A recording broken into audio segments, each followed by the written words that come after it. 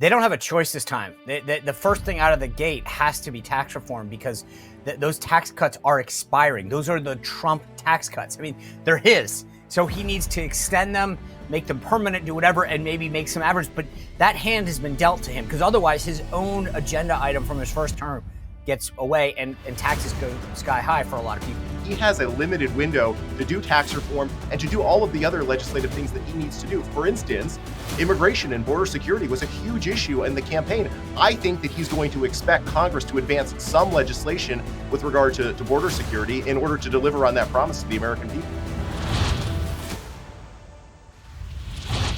Oh, guys, we are getting ready for the weekend, but if you thought it was going to slow down after the campaign, you were mistaken. I keep telling, I said it, buckle up, baby. And man, you better be. What's some amazing surprise nominees? Tulsi Gabbard for Director of National Intelligence, Matt Gaetz for Attorney General. Biden and Trump had that meeting we talked about, and some big guests coming up. All right, before I get to that, I want to tell you, I know you probably were really tired after the election. You might want to get a good night's sleep. If you are, you've been jacked up, try Beam, the dream powder. I love this stuff. This is the cinnamon cocoa flavor. There's a peanut butter or a brownie one that is amazing too. All the flavors are great, but the cool thing is if you have trouble going to sleep or staying asleep and you've tried like magnesium or melatonin or ashi or reiki, all that stuff, Apigen, all of it's in one amazing mix. You just put one scoop of it into water. I usually throw it in the microwave for 30 seconds. And then 30 minutes before to bed, when my head hits the pillow, it's bye-bye time. And I wake up feeling refreshed and great. This stuff is used by professionals and athletes all over the world for that reason. So if you are someone that wants to fall asleep quicker or stay asleep longer and wake up feeling refreshed, try Beam's Dream Powder. If you go to shopbeam.com and use code SPICER, shopbeam.com/SPICER and use code SPICER, you get 40% off your first order. I'm just going to tell you, I would get all the flavors at once. That's my recommendation because I can't choose. It's like, which is your favorite kid? I don't have a favorite flavor. I love them all. Shopbeam.com/SPICER, promo code SPICER. All right, guys, heads are exploding in D.C. like every moment. I'm so surprised. I'm shocked. You know, yesterday it was Ron DeSantis. It was Matt Gaetz for Attorney General. Then he resigns at night so that he can, prep for the nomination, I guess. John Thune got picked as majority leader, immediately pledging to work with Trump, getting his nominees through. We're going to talk about it today with the amazing panel we got lined up. By the way, tomorrow, set your timers now. Put it on your calendar. Stephen K. Bannon joins us. And I'm just going to tell you this right now. I have a list of questions, and I guarantee you it is going to make news. 6 p.m. tomorrow night, Stephen K. Bannon, I'm asking him about everything. His time in prison, who he wants in key positions, who he has suggested, who he wants removed, fired, called back, hint, hint. It's going to be epic, as Steve would put it. Anyway, Sunday night, by the way, we have a job fair on the channel. So if you want, Dan Turrentine and I from the morning meeting will get together and we will give you advice. I can't get you a job, but I'll at least tell you Dan was the chief of staff on the Hill. He was on Democratic campaigns. We'll take your questions and answer them, just give you advice for people looking to break into politics. And then Tuesday, we're doing a special morning meeting live at 5 o'clock, live in New York City. We'll stream that, and then we'll do the show right after at 6. It's going to be a big Tuesday. So Sunday night, 7, mark your calendars for the job fair, or it's more of like an informative thing. Tuesday, 5 o'clock, live event, 6 o'clock show. All right, I'm going to get into the panel. Before I do that, you might be saying, Sean, you look really good these days. I don't know what you're doing. What I'm doing is eating less. How am I eating less? Well, I'm doing it because I asked Seb Gorka what made him such a handsome man these days. It takes a lot for Seb, you know that. But he told me about PhD weight loss. And I met with these guys. I've done every fad diet in the world. I've tried them all. Trust me. And what PhD weight loss does is they sit with a nutritionist, a counselor who you meet with every week and talks about your lifestyle choices, what you like, what you don't like, crafts a plan, holds you accountable. You have weekly weigh-ins. I'm down about 4.5, 5 pounds in 2 weeks. Not bad, huh? But it's about lifestyle changes, not just quick fads. They give you some starter food to get you going, to help make up some meals if you need help. But they also give you like, hey, here's what you can have for each of these meals and snacks. It's great. So I'm just telling you, it's a different way of looking at things, and it's effective. It gets results, and it teaches you about the long term, not just a quick fix. It's the last diet you'll ever do. So give them a call at 1-864-644-1900 or go to myphdweightloss.com, myphdweightloss.com. All right, let me bring in the panel. Patrice Onwuka, the better half of O'Connor and Company here on WMAL in our nation's capital. Doug Collins, former congressman from Georgia, the host of the Doug Collins Show, and the leader of the AFPI movement in Georgia, Doug Collins, who takes full credit for winning the state back from President Trump, and Rob Bluey, the president and executive editor of the Daily Signal. Guys, good to be with you. A quiet week in Washington, as you know, nothing's happening. Doug, I want to start with you. You, I assume, have been part of the AFPI gathering that is happening. What's the mood down there? What is the, I mean, I think it's got to be a combination of euphoria / excitement about the future, but give me a sense of where everyone's head's at. Well, I think everybody's good to see you. I think everybody's just excited. And it's almost hard to believe it's been a little over a week now since Donald Trump, ran the table, did what he did. And I think for most people, they're feeling a sense of excitement again. They're feeling a sense of, yes, there's a chance to get this country back on track. And people who, follow it, and many folks, Sean, and I think, most of our guests today on the show know that a lot of folks have only really gotten involved in the last 10 years. So this is for them a high, and then it was a low, and now it's a high again. So it's right. It's interesting to watch. Rob, obviously the Daily Signal is an independent, non-corporate, woke, honest media organization. But what are you seeing about media reaction? Like, what is it that you're looking and going, what are your takeaways from how the media is reacting to not just Trump's win, but the nominee selections? Yes. Well, Sean, thanks for having me back today. And I'll say this. One of the things that I think we saw right out of the gate was this disbelief, and there was a state of shock by so many journalists, and that's because they live in their elitist bubbles, and I think that they genuinely were surprised that Donald Trump performed as well as he did. It just goes to show how out of touch they are. Just as you and I have talked about in the past, they were shocked in 2016. They were equally shocked this time. Now Donald Trump is doing the exact same thing when it comes to his picks for nominees. Normally the way this works, at least that it's worked for Democratic administrations and probably some past Republican administrations, you float a name or leak a name to, somebody in the press, and maybe they put a feeler out there, and, it kind of that's happened in some cases, but a lot of these picks, Donald Trump is just announcing directly on his social media platform, Truth Social. It's coming as a complete surprise to members of the press and even some members of Congress, frankly, and I don't think necessarily know how to handle it. And so both with Pete Hegseth and Matt Gaetz, those two stand out to me as the two biggest surprises so far. Yeah, I want to get into the nominees in a second. Patrice, I was walking the dog this morning, and I bumped into a neighbor, and he pointed out something rather astute, which is when Donald Trump won the first time, the ratings for these left-wing groups, the media outlets that I was just talking to Rob about, CNN, MSNBC, et cetera, all went up, right? I mean, their ratings went through the roof. It was like they were the loyal opposition. Look what's happening now. The Washington Post lost like 200 subscribers.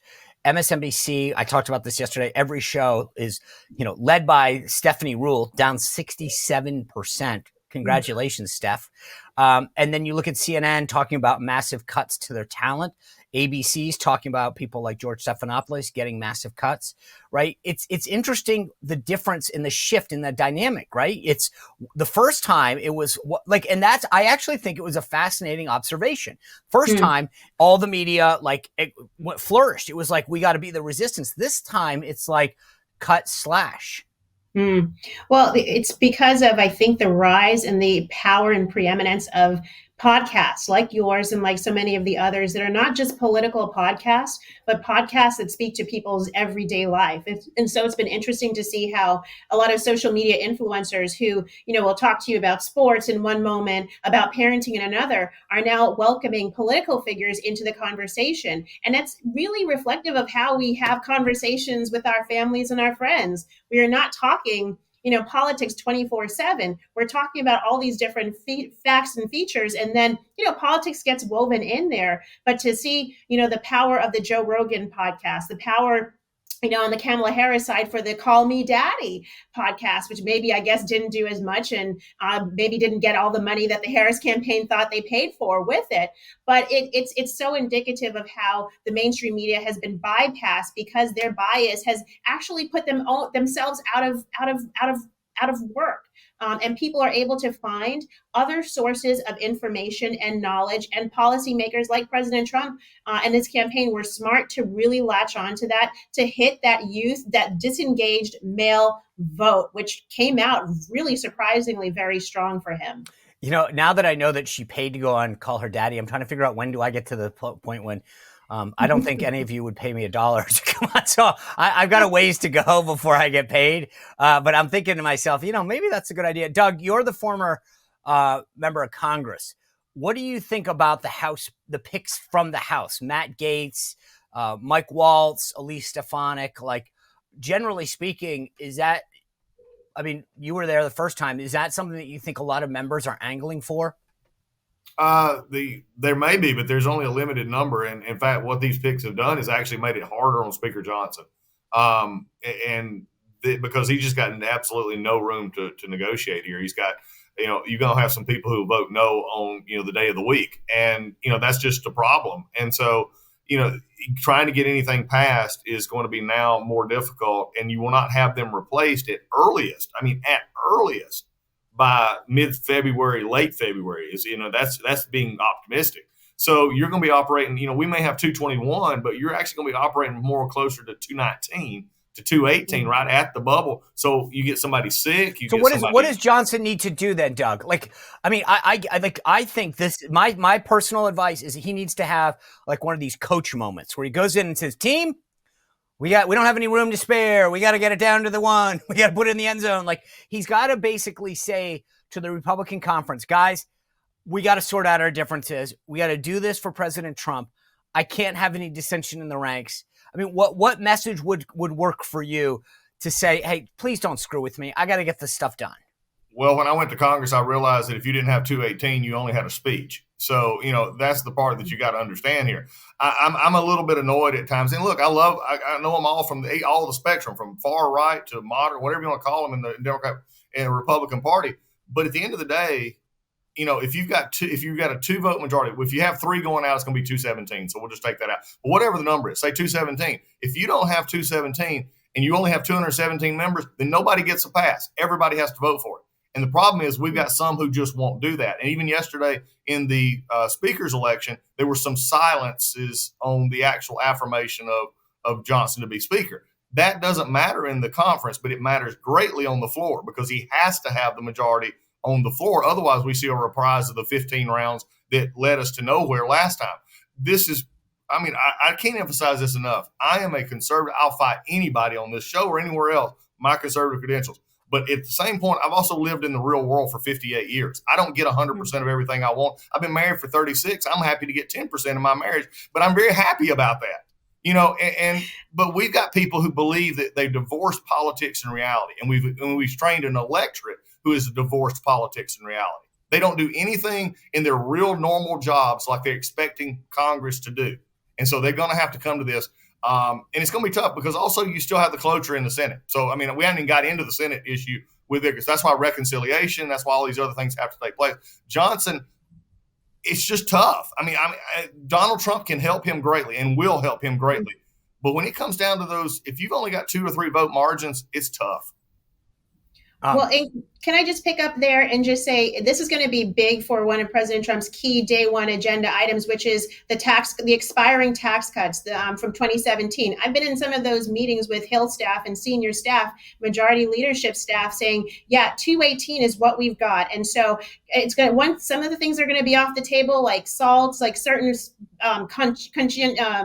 provisions that really rile folks up. I think they may not even become a part of the issue and a part of discussion. And given that there's a 1 to 2 month window to really get the expiring tax cuts done, it's really going to be important, I think, for President Trump to back up Speaker Johnson and to come in and probably maybe even, I won't use the word bully, but I would say really show tell members of the House how important it is to stick together, to get a win early in the administration, so that going into 2022, you've got something to run on to prove that that Republicans can govern, having all of these arms of the government, rather than saying, okay, going into 2022 with nothing to show for it and a lot of scars from battles over some of these big agenda items.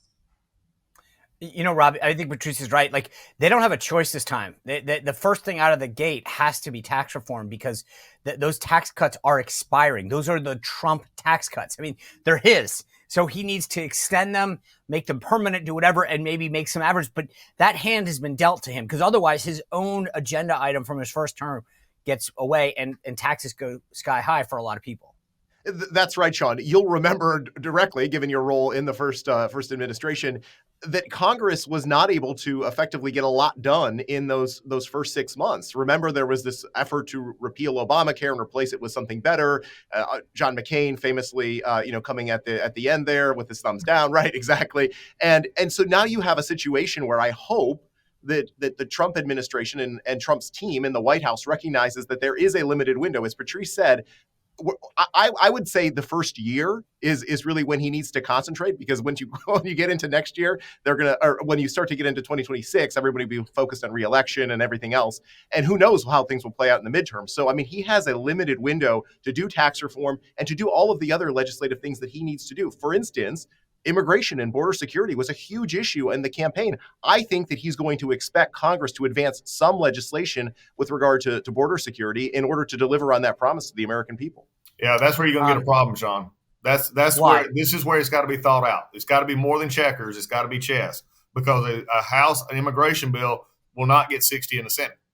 And I think that's going to be some of the issues that you're going to have to deal with. That's why the reconciliation, which if your listeners are wondering, that means that it's a package. It's just a way of packaging tax or spending cuts and money bills into a bill that has only to pass the majority in the Senate and not have to go through cloture. But if you only got one or two votes in the House, Patrice mentioned SALT. We mentioned other things in there. You SALT, lose by the way, just so the viewer, that's the state and local tax deduction. Yeah. So it means being able to write off your house. Yeah, and unless you're a New York, if you live in New York, you're a Republican from New York or New Jersey or anywhere else, you're fine with it, because it's just basically it's taking the higher taxes of New Jersey, Illinois, New York, California, and allowing them to take them off their federal taxes. For those of us who are in states that are actually properly run and don't have a higher taxes like that, it's not that big a deal. But that's going to become a problem, because there's 5 or 6 New York members and New Jersey members that can't afford to vote for that if it's not back in there. So again, this is where real legislating has to be done, and it's going to be difficult. And it goes back to what I said: reality is going to hit pretty hard. But we haven't even talked about, you haven't cleared the table of this year yet. We're already thinking past January 20th, and you still got a budget bill. You still got appropriations bills due in 3 weeks. You got the NDAA that is needed to be passed by the end of the year. You've got a farm bill that is lost in Never Land right now. These are still things that are on the table.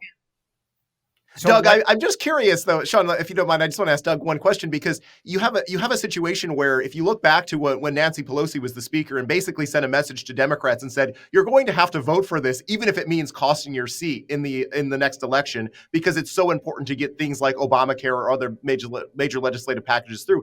Do Republicans have that same attitude, or are they so worried about protecting their seat that they don't go for it? We're getting ready to find out. I make a part of my speech when I talk to Republicans all over the country, and I'll shorten it way down. But here's what I say: Pelosi understood that there was power, position, and policy. She was willing to give up power and position to gain policy. She did it in 9 and 10. She did it in this last time. She knew that she was going to lose the speakership, but she said policy is what outlasts us. Position, nice rides in Suburbans are nice, but they don't get me policy. And so she's willing to go. And I remember the famous story from the Obamacare. A liberal member came to her on the floor. I've had this confirmed by Democrats, not Republican, Democrats. He came to her on the floor, a very liberal Democrat, said, I can't vote for this, no government option. She said, yes, you will. He said, no, I won't. Back and forth for a minute. And he said, I wanted a government option. She said, it doesn't happen. I'm more liberal than you. He finally said, I can't do this. He said, okay. She said, point blank, this is what will happen. Next year, I will find a candidate. I will run that candidate, and you won't be coming back to Congress. Guess what? He voted for it. Mm. Welcome to Washington, my friends. But Republicans don't like that. Can you imagine talk radio? And can you imagine the blogs and everybody else? If Mike Johnson goes to a member and says, I've got to have you at 218 here. And if not, we'll see fit to, not bring you back. But Doug, the funny thing is when we had the healthcare debate, Rob just mentioned it. I remember Mark Meadows and others coming to President Trump and saying, we think this is a bad deal. We're voting against it. And President Trump said, I need your vote. And they said, sorry. Yeah. But that was a first term. I think here's an interesting point. Here's an interesting point, though. Most of the members now of the Republican caucus have been elected after Trump. Yeah. You got to think about that. They were not, and when we were there for the first 4 years, they were not elected after Trump. We now have, I think somebody told me, and I could be wrong, and this may be off a little bit, but about almost 60% or more of the Republican conference, or maybe closer to 70, have been elected since 2016. Wow. All right. I want to get into the nominees, guys, because I think this is where I think people do it. But before I get there, I just want to really, everyone in Washington keeps telling me, I'm so surprised. And I've told you before, if you're surprised, you're watching the wrong show. If you're surprised, at some point, it's on you. We've been telling you about everything that's coming down the pike. So anyway, stop being surprised. The only thing you should be surprised for is when like a natural disaster or something takes out your power. If I am surprised, I'm okay because I have a Patriot Power Generator in my house, the Patriot Power Generator 2000X. You can get one at 4patriots.com/Spicer. Here's the thing about that makes this different. I've had a generator in the past. I had the one that you had to put gas in. It's noisy. It has a ton of fumes. You can't move it inside or out because you have to keep it outside because of the fumes and the noise. And you have to hope that you can get gas. The Patriot Power Generator 2000X is run off a solar panel that comes free with it. So as long as you have the sun, and I think we all do, you're good to go. And you can power the most powerful things in your house, including your refrigerator, tablets, computers, medical devices. Everything's there. So the kids are going to be happy. It's also portable, so you can pick it up. And it's heavy, but it's not, I can pick it up. I put it on my kitchen counter. You can bring it to places. You can bring it to a friend's house, a family member's house if they were in trouble. But it gives you peace of mind if the power goes out for days, weeks, or months. And like I said, the cool part is you don't have to worry about running to a gas station or hoping that it takes your credit card or whatever, right? That's the cool thing about this. It runs for hours on end on the solar panel that comes free with it. So go to 4patriots.com/Spicer. All right, Patrice, I think let's just start with the big one, right? Everybody's head blew when Matt Gaetz got nominated to be Attorney General. Tell me what you thought. I was shocked. I took a couple of minutes to pick my jaw up off the floor because Matt Gaetz is certainly, he is well known in DC, but I don't think he would be the first person you would think of to head up the Justice Department. However, that said, I wouldn't call him anything. I wouldn't go to the ends that people have said that he's not qualified. I mean, if you are interested in Ivy League pedigree, he's got that covered. If you're interested in someone who is willing to go toe-to-toe with agency heads, he has done that in many different contentious congressional hearings. So he demonstrates both strategy and intellect. He's sharp. And number three, I mean, he understands that there are so many, the deep state is deep. And the weaponization of the Justice Department under Merrick Garland means that anybody who comes in there can only be a +1 in terms of just rooting out the type of corruption, the type of misgivings and political targeting against regular Americans, speaking out at your kids' public school hearing because you want to make sure that there's accountability rather than focusing the target of the federal government on the bad guys, the terrorists, and so on. So, I look forward to seeing if he survives the confirmation hearing. But if nothing else, it's just great to see MSNBC and I'm sure The View ladies just falling and collapsing on the floor over this one. Rob, you guys at the Daily Signal are in touch with the movement. What was the reaction by sort of the people that read the Daily Signal? Like, were they excited? Were they fired up? Definitely. I sense a lot of excitement just because, as you noted, Sean, Matt Gaetz is a known quantity. I mean, people are familiar with him from his contentious exchanges at hearings with people like Merrick, Garland, and others. I mean, he's somebody who is a very prolific communicator. I think that there's a pattern here in Donald Trump's choices. I mean, you see it with Matt Gaetz, you see it with Marco Rubio, Tulsi Gabbard. You see it with Pete Hegseth, obviously, given his role on Fox and Friends. I mean, Trump is looking for people who can communicate effectively to the American people and I think articulate a vision for how he wants to see this country governed. Now, under Matt Gaetz, I'm sure that his deputies and the people who will be leading the individual departments will need to execute all of those different policy ideas. I mean, you have somebody on the top and they are not necessarily always getting into the weeds of everything. But generally speaking, I sense that, aside from the disappointment yesterday over the John Thune election from the MAGA crowd, they have been very pleased with Trump's election so far. Doug, let's just, I'm going to put this mildly. I don't think Matt plays well with everyone. And that includes, right, I get it, the Democrats are not going to like him. But there's some, I mean, you think about, like, Kevin McCarthy's obviously gone, right? So, but he took him head on. But there are others, even in the Republican conference in the House, and I get that it's the Senate that has to confirm him, who on a personality basis have issues with maybe how their interactions with Matt. From your standpoint, where do you think his prospects are going forward? It's going to be tough. Look, I mean, it's like everything. If you go into the world of, Twitterverse, Xverse, whatever you want to call it now, the social media realm, that's an isolated world that talks to itself. The reality is, as you just saw yesterday in the Senate, they elected John Thune. Most of us who've watched the Senate for most of our time and we've ever watched it knew that was going to be the outcome. I mean, you were maybe looking at it different, but you already knew McConnell had 15 to 20 votes already. And McConnell, and I am saying that correctly, McConnell had those votes in his pocket. He knew who he was going to support, and it played out that way. And the 12 to 13 votes for Scott was sort of the pre-baked number that you thought was going to go there. Doesn't mean I like it. Doesn't mean anything else. I'm a realist, and it's just where it was. Now, the problem is Thune does not have the deep pockets of McConnell. He does not have 18 years of being leader. He does not been there and get most of them elected. So he's going to have to tread much more to Trump than McConnell ever would in this situation. All of that said, and you brought up the House, there's a reason Jim Jordan is not Speaker. Okay, there's a reason Steve Scalise is not Speaker. It's because of internal House dynamics, and internal Senate dynamics are true, and they're isolated. Senate is even more isolated than the House are because most of them are 4 to 6 years away from being elected. They don't even care until they get into the 2-year cycle. So his prospects in the Senate, I've already heard, and y'all may have heard different. I've heard at least 3 to 4 who've already said, no, this is probably not going to happen, which puts him at the minimal, the vice president having to put him over. I think it's also why, and I'll throw this in here, why you heard a lot about recess appointments. Yep. And this could get interesting.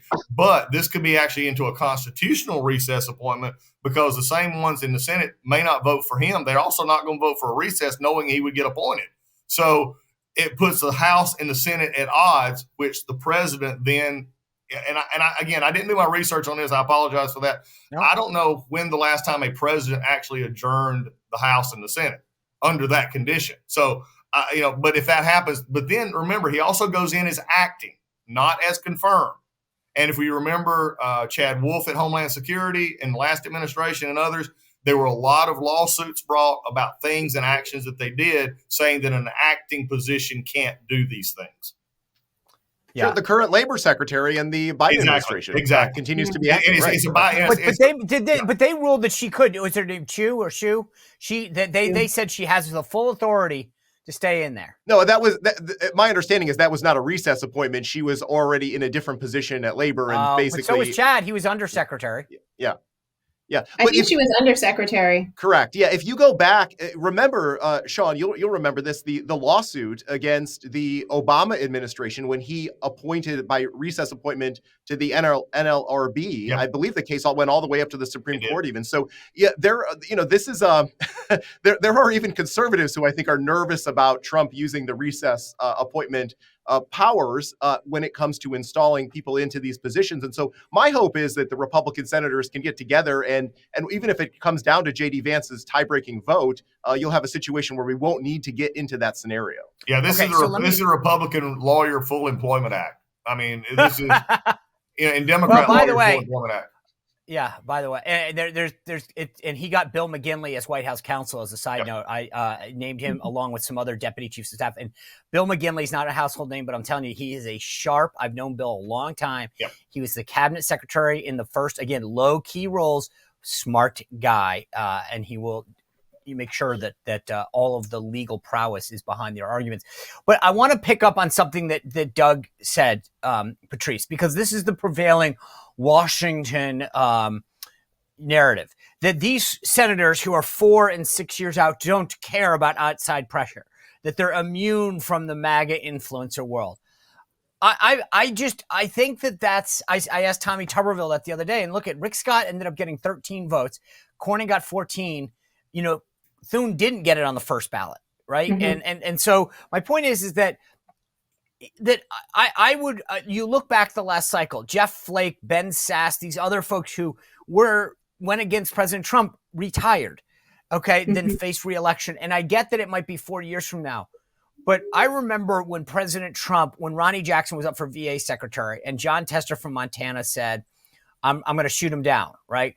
President Trump said basically like, I'm gunning for you. Now he missed him the first time, they got him the second, but he made it a mission. And Don Jr. went out there and campaigned. And I mean, like, my point is, I don't know that do you really want you might get away with your vote right now, but do you really want this early in a Trump 2 administration to take on the president because you don't like Matt Gaetz? I don't think so.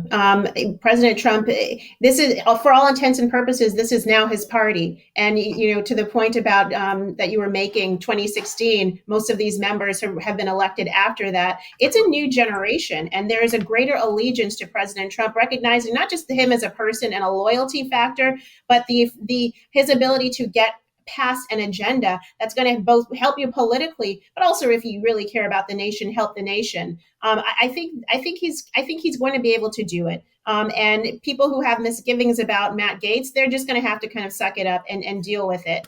I will just say I'm excited about the generational change that I've seen with these cabinet appointments. Very few baby boomers and silent generation folks other than President Trump himself. These are older millennials and Gen Xers who, by the way, delivered this election for President Trump. And I think there's a different focus. There's a greater affinity for disruption, having been digital natives, having seen, or I guess, grown up with technology disrupting industries from Uber all the way to, Amazon. And I think there's just a different focus and a mentality in these younger members generationally that I'm excited about. And I think that's an untold story in this whole, and when you look at these nominations. I love that. And you just gave Rob Bluey in the Daily Signal a whole, narrative to go down. The other thing that I think is interesting is, and we'll see how this plays out, but he's getting a pretty diverse cabinet. I mean, and that's not ever the goal. I don't think I've said this before. He does not think like that, but he chooses the best. Do you think about the different people that he's getting involved and their backgrounds, not just the color of their skin or their gender, but their backgrounds? I mean, I think that Patrice's point is well taken, like the youth and the next generation type. But let me play this out for a second. Like just real quick, let's start with this. Does Matt Gaetz get confirmed? Yes or no, Rob? Yes. Doug? How? That's my question. Okay. No. I said the word. I said he can. Yes. Okay. I said the word confirmed yes, because he can. If he, how? Okay, because if he gets acting, that's not confirmed. So just so we're clear, does he get confirmed by the U.S. Senate? Right now, it's raise your edge. Okay, Patrice. Yes. Okay. Next question. After Matt Gaetz, knowing what we know as of this moment, you got Tulsi, Kristi Noem at Homeland, Pete Hegseth for Secretary of Defense. Who would you say of those is the most sort of is on the Democrats' second number 2. Like, we want Gaetz. I think we could probably all agree on that's one the Democrats just are going to vote in. But who is the next, if they could get one more scalp, who would it be among the folks? And maybe not even, maybe someone I listed that I didn't list, but who would you think the Democrats would want to go after next, Rob? Probably Pete Hegseth. I mean, that is somebody who it clearly wants to shake up the Department of Defense. It's interesting, Sean, because you've had quite a change, this political realignment that we're in, where you have a tendency for the Democrats who've invested heavily in really politicizing the military, bringing in woke ideology, DEI, and Pete Hegseth has said quite vocally that he wants to change a lot of that. I think it's going to come in and shake up the establishment. I think that's why you saw people like Senator Elizabeth Warren so vocally come out after the announcement of Pete Hegseth to say that she was, very, very much opposed to him, because they see that as a threat. They see the military as their playground, and Pete Hegseth wants to take that away from them. You know what I love, by the way? You've got this clown, Ezra Klein, at the New York Times, questioning Pete Hegseth. And my answer is this, just stop for a moment.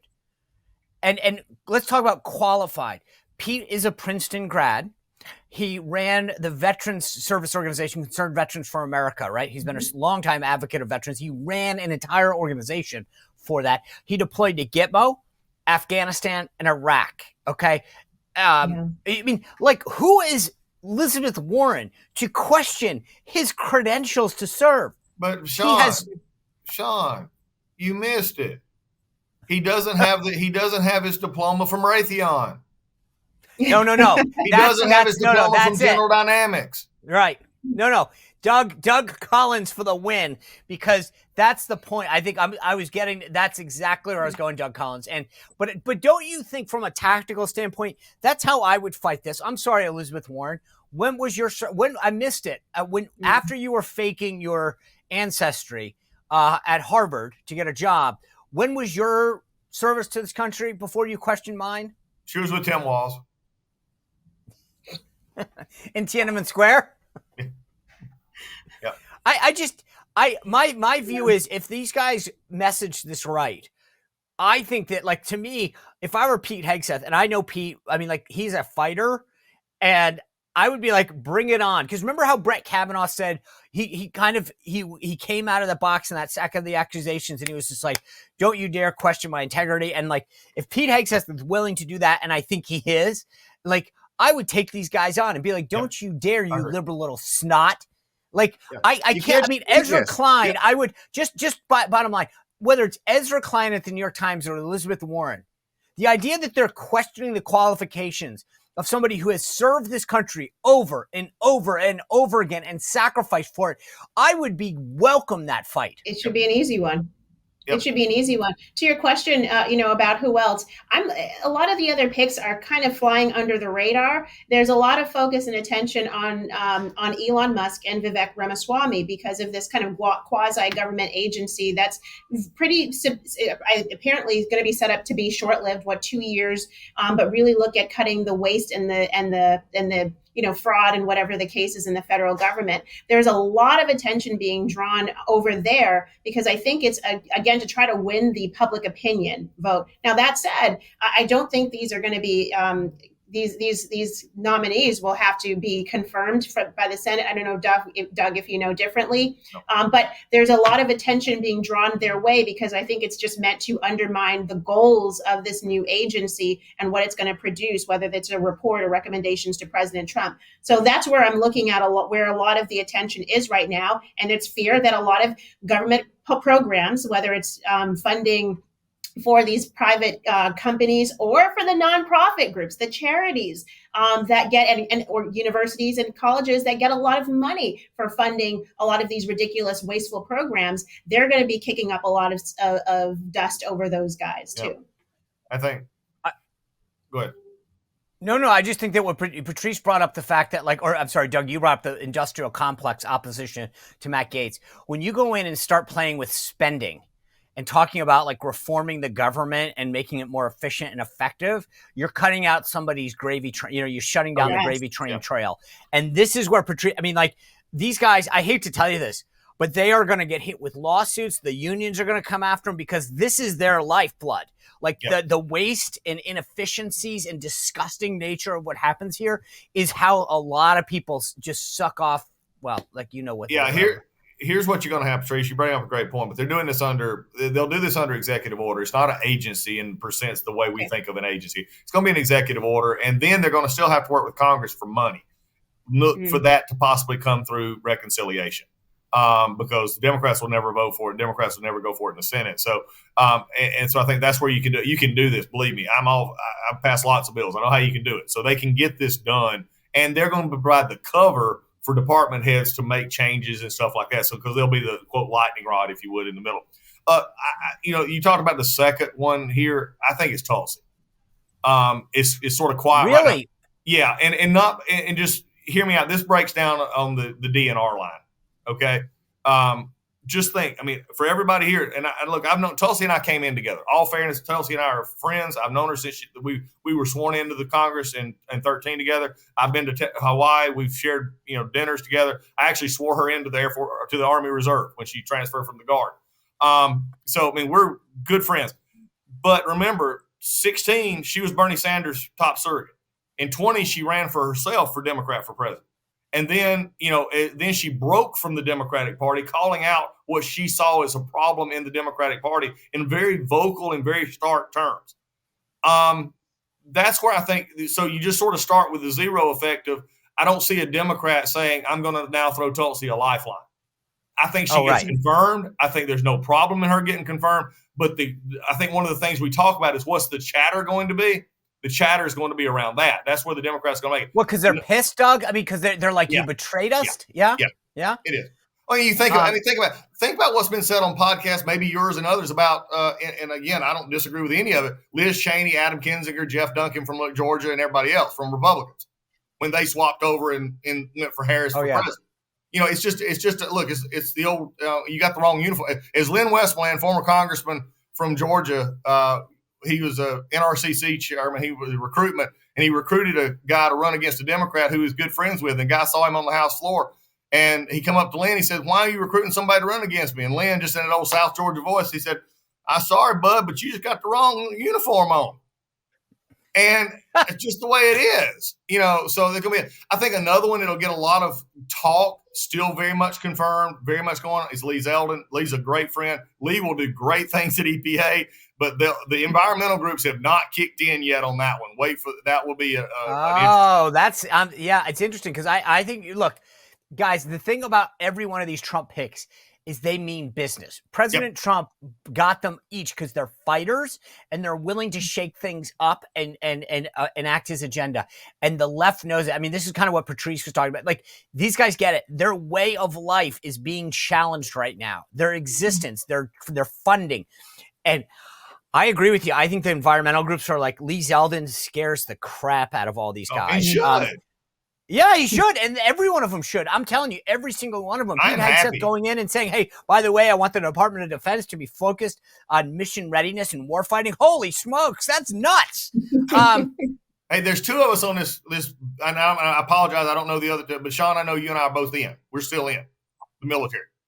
And thanks for reminding everyone, Doug. Yeah, I'm reminding you right now. You got to go do your time. Your fit test is up, by the way. No, but think about it. You and I see what can be done in the military, and it's we. But here's the problem: this is a disconnect in Congress. We have less and less members who've actually served. Okay, so you're down into the 15%, 60%. They vote for stuff at the Pentagon. I mean, think about it right now. The chairman of House Armed Services never served, and I love Mike Rogers to death, but he never served. Adam Smith, next to him, ranking member, never served. And so when they put money out in NDAA, they put appropriations bills out in NDAA. I've had members tell me, because like I remember I used to vote against OCO funding, which is it was a separate budget. Overseas contingency operations. Yeah, overseas contingency funds. Not because I didn't think we needed it, but because, as I said, if we've done this for 15 years, it's now a budget item. It's not outside the budget. And so, but then I had a member tell me, Doug, I'm not a veteran like you. I can't vote against this. That's the problem. Right. No, it's like so many issues where if you're in that group, like, whether it's ethnically or whatever, you can be critical of your own folks. Like I can criticize the Irish. I know that they do. Yeah, but you gotta, all right, real quick. We gotta wrap up. It's Thursday. We always do winners and losers. Don't have a ton of time. Rob, do you have a winner and a loser for this week? I do, Sean. Thank you. Well, you and I had the opportunity to see the best of journalism on display at the Dow Prize. And what an honor to give to Susan Crabtree, overall grand prize winner. All right, good. That's a great call. Congratulations, Susan Crabtree. Investigative journalism at its best. Who's your loser? Okay, my loser is Bob Casey, the senator from Pennsylvania, who simply won't concede despite the fact that he's down by 30,000 votes and just wants to drag this out. Election denier. I know. All right, Doug Collins, winner and loser. Winner, it's going to be Trump for the next 10 weeks. In the winner side of this, because we're just around. My loser for the week is the college football playoff system. There's no way the University of Georgia drops to 12. Oh, okay. This is the benefit of going to a D3 school. I don't care. All right, Patrice, give me a winner and a loser. Susie Wiles, she's going to be, Trump's right-hand woman, and she's a smart, strong woman right next to the president. And my loser, Sunny Hostin, co-host of The View, who said that she gave Kamala Harris a softball question, what would you do differently? Right. And Harris couldn't hit it. And she followed up and said, are you sure? And Harris still couldn't do it. And Sunny Hostin realized at that moment she helped to lose the election for Kamala Harris. So I'll give her a loser, but she's also still a winner in many people's books. I know. All right, my winner is all of the staff picks. We focus on the nominee, but people like Dan Scavino, Taylor Budowich, who are Bill McGinley, I mentioned, the staff picks for the White House are tremendous. They're not getting the credit they deserve for how good they've been. James Blair, he got appointed Deputy Chief of Staff, fantastic. And my loser of the week are norms. All these people are saying that's not normal. That's not how it's like. Screw it. Buckle up, baby, is what I keep saying. I mean, I would describe it as God tier level trolling to just trigger a full-on China syndrome to own the libs in perpetuity. All right, thanks, guys. Appreciate the panel, everything you guys have done. Listen, just a reminder: tomorrow, Stephen K. Bannon and Dr. Peter McCullough on the Maha movement. It is going to be, you want to buckle up for that show, 6 o'clock tomorrow night. Plus, as a quick reminder, Sunday night, 7 o'clock, Dan Turntine and I from the morning meeting, taking your questions about jobs and politics and campaigns, et cetera. 7 o'clock live on the channel. We'll read the chat. And then Tuesday night, we will be live in New York City for a live event. If you go to twoway.tv, if you actually want to come to the live event or just watch it, we'll be live at 5, and then we'll do the show at 3. See you back here tomorrow for Stephen K. Bannon. Have a good night. We'll see you then. Well, if you enjoyed this content, make sure to like this video, subscribe, and click the notification bell to get more.